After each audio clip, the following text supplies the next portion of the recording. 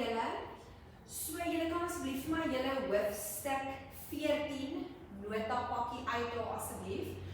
So waarna ons vandag gaan kyk is Gantt kaarte. So die hoofstuk is om 'n besigheidsplan in 'n aksieplan te transformeer. So julle kan vir my oopmaak op bladsy 6. Ons is daarso by Gantt kaarte. Goed. So, ons leeruitkomste wat ons vandag aan die einde van die les wil bereik is dis die volgende. Verduidelik of bespreek wat is 'n Gantt kaart. So jy moet kan sê of definieer wat is 'n Gantt kaart of bespreek wat behels 'n Gantt kaart. Goed. Dan nommer 2, skets verduidelik of bespreek die belangrikheid van Gantt kaarte. So jy kan moet verduidelik hoekom is Gantt kaarte so belangrik? Wat is ons belangrikheid van Gantt kaarte? Wat behels dit? Dan laastenietjie, stel 'n Gantt kaart op deur gebruik te maak van die inligting wat in scenario's en gevalle studies gegee word. So jy gaan waarskynlik 'n scenario of 'n gevalle studie gegee word en jy gaan 'n Gantt kaart moet kan opstel vanuit daai scenario of gevalle studie. So, wat is 'n Gantt kaart? Julle kan nie op julle notas vir my kyk. So, wat is 'n Gantt kaart? Dit is 'n staafgrafiek wat 'n projekskedule illustreer. So, jy het 'n projek wat jy moet doen en aflê. So, jy stel 'n Gantt kaart op. Jy gaan nou sien, gaan ek vir 'n voorbeeld wys van 'n Gantt kaart. Ons doen eers die teorie. Dit wys die begin en einddatums van die terminale elemente en 'n opsommingselement van 'n projek. So ons het nou gesê Gantt kaart, dit is 'n staafgrafiek wat 'n projekskedule illustreer. So jy het 'n projek wat jy moet voltooi of aflê. Nou hierdie projek sit jy om in 'n Gantt kaart om dit vir jouself maklik te maak. Nou 'n Gantt kaart bevat jou begin en jou einddatums van jou sekere elemente wat jy moet voltooi om hierdie projek in die algeheel te voltooi. Dit is 'n maklike manier om projekte te sien, aangesien dit 'n reeks datums bo aan die bladsy met soliede stawe onder die datums wys.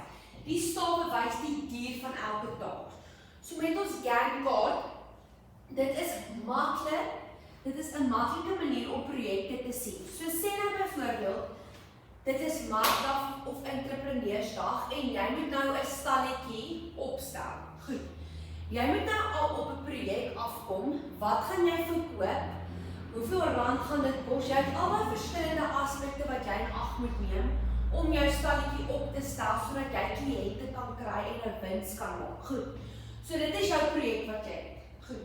Nou, met hierdie Gantt kaart het jy jou datums. Jy het jou datums bo-aan met jou verskillende elemente. So watse aktiwiteite moet voltooi word voor Entrepreneursdag, voor jy jou projek moet voltooi, wanneer jy 'n stalletjie moet opstel. Jy het jou datums met soliede stawe onder die datums en hierdie stawe wys die duur van elke dag. So hoe lank kan jy vat? Wat is jou tydslyn en wat is jou sperdatum voor elke aktiwiteit voltooi moet word? Julle gaan dit nou mooi kan sien wanneer ons die Gantt kaart uiteensit. Take se name word in die kolomme op die linker vertikale as geskryf en bevat die naam van die persoon wat verantwoordelik is vir die voltooiing van die taak. Goed, so ons het nou gesê ons het ons datums bo-op met ons tydlyne, ons sperdatums, ons elemente. Goed, nou links het ons hier op ons linker vertikale as, het ons wie is verantwoordelik vir hierdie taak. Goed, sê byvoorbeeld jy het 'n aktiwiteit finansies. Goed, hulle is verantwoordelik vir finansies. Wie is verantwoordelik vir finansies? Direk langs aan, dan het jy jou datum en jou sperdatums. Goed, hulle het verskillende lengtes om die volgorde, tydsberekeninge en tydperke vir elke taak voor te stel. Goed.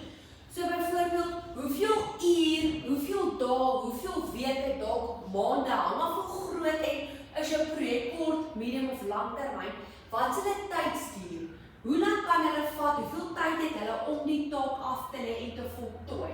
Goed, dit wys waar goed gedoen moet word deur 'n projek in kleiner dele op te deel.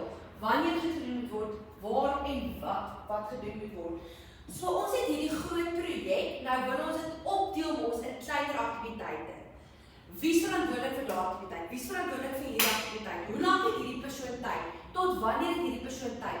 Dit maak dit net makliker as 'n taak opgedeel word om 'n taak in geheel suksesvol af te lê. Goed.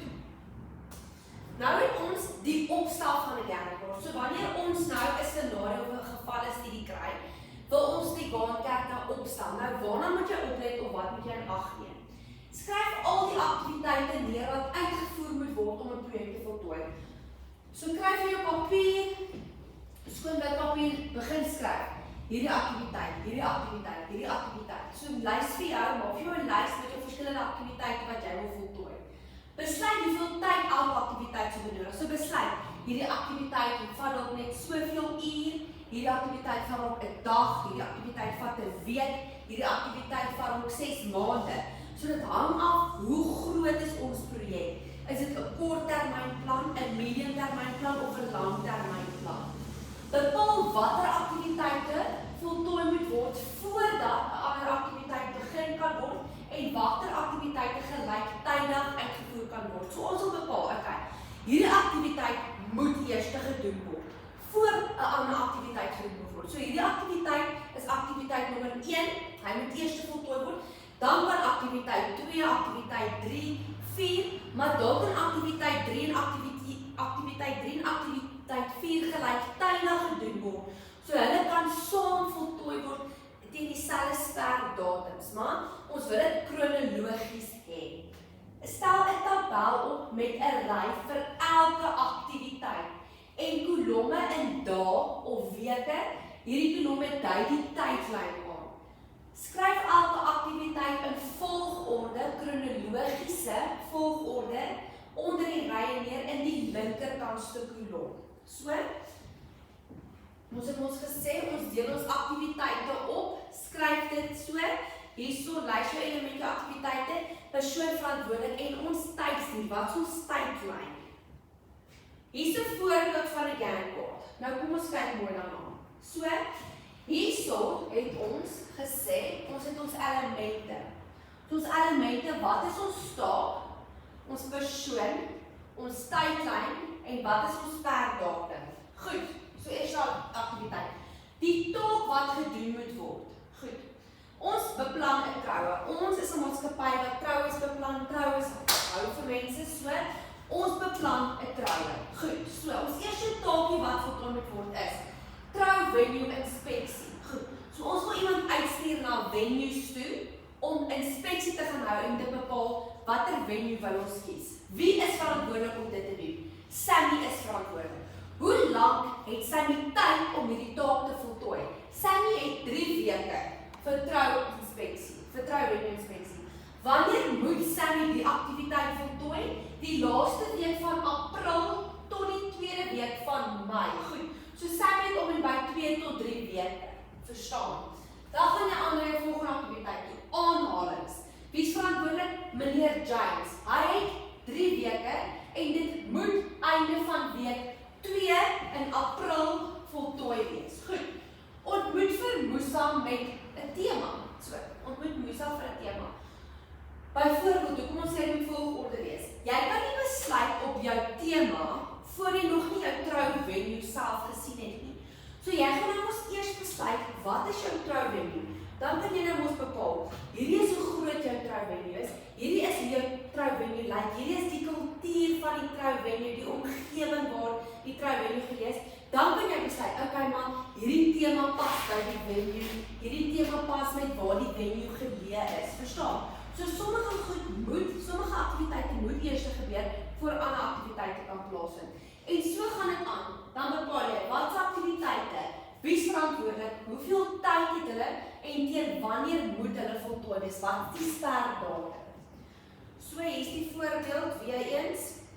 So byvoorbeeld, het ons dit mooi opgedeel in ons 2 maande wanneer die projek voltooi moet word in April en Mei. Nou kan jy merk, okay man, week 1, wat vir voltooi? So jy kan vinnig sien. Taak 2, 3 moet voltooi word in week 1. Goed, dan kan jy bepaal, week, dan sien jy nou ons, hy 3 weke vir voltooi. Goed, hierdie ene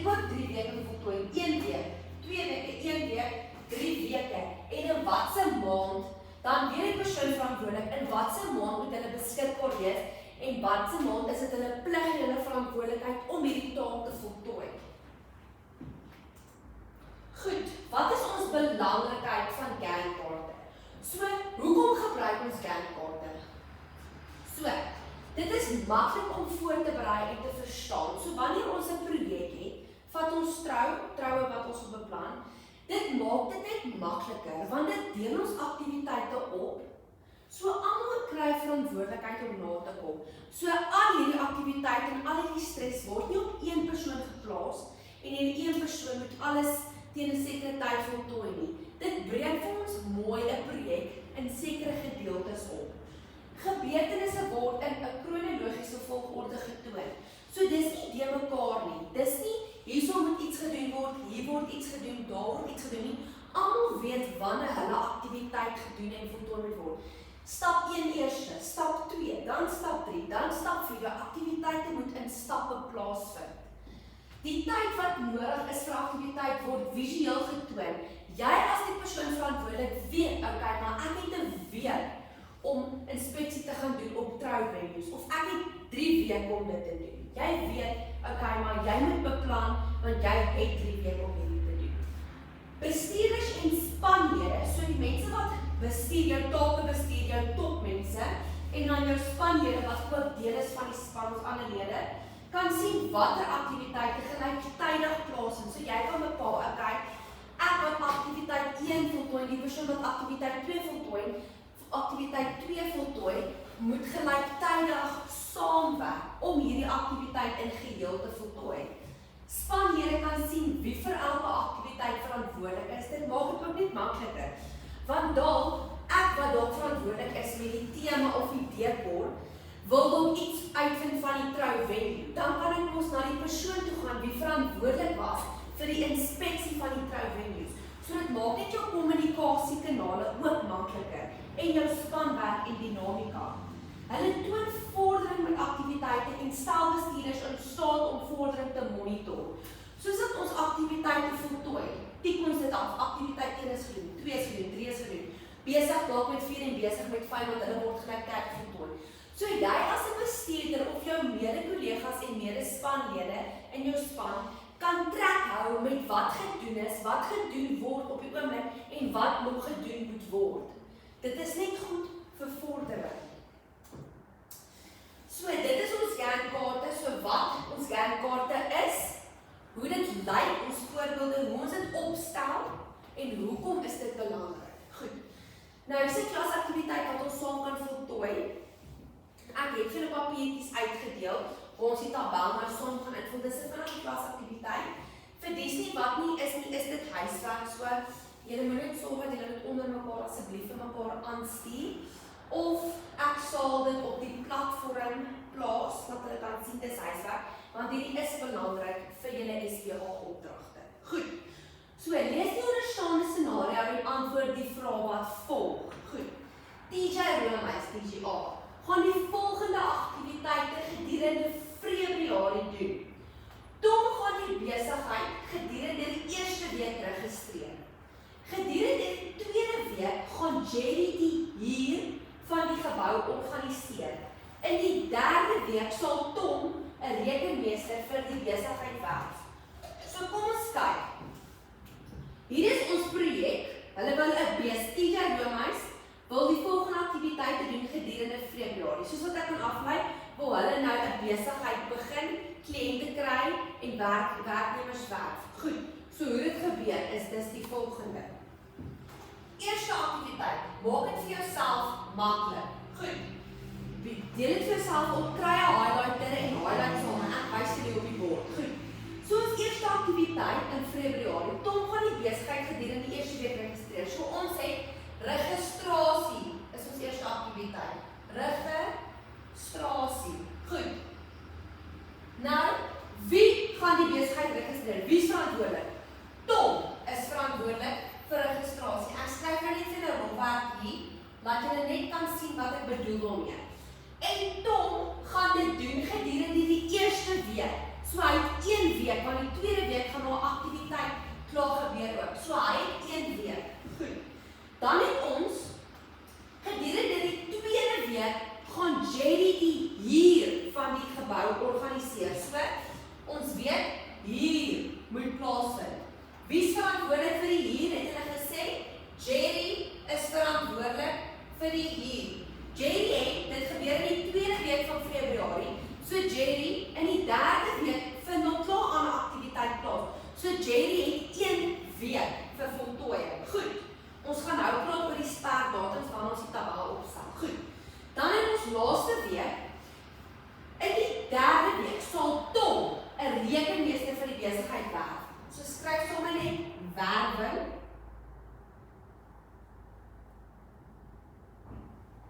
Werwing, weer eens, Tom is verantwoordelik en Tom het ook 1 week.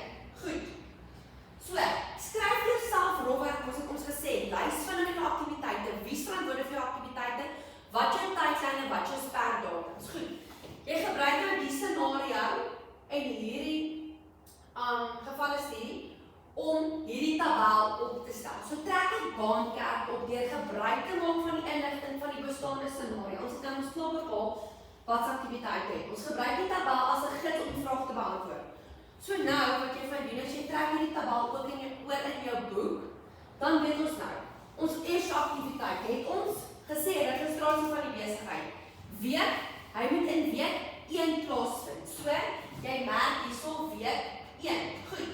Week 1, eerste week in Februarie. Jou persoon verantwoordelik is Tom. Goed, sy sperdatum is na die eerste week in Februarie. En so gaan dit aan. Dan kry ons hier. Wie is verantwoordelik? Jerry. Jerry het 1 week, maar gedurende week 2 Februarie.